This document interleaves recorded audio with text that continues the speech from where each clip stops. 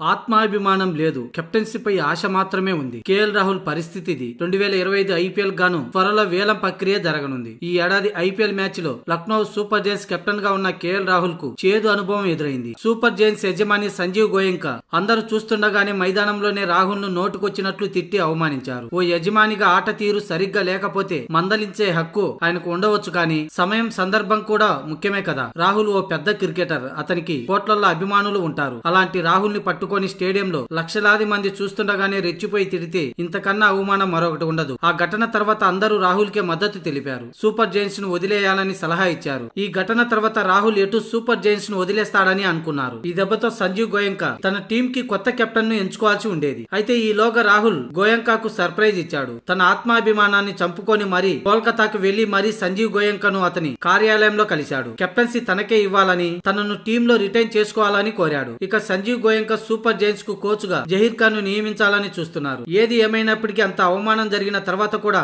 తనంతటా తానే వెళ్లి కెప్టెన్సీ బాధ్యతలు మళ్లీ తనకే ఇవ్వాలని అడగడం ఎంతవరకు సమంజసమని సోషల్ మీడియాలో రాహుల్ పై ట్రోల్స్ మొదలయ్యాయి.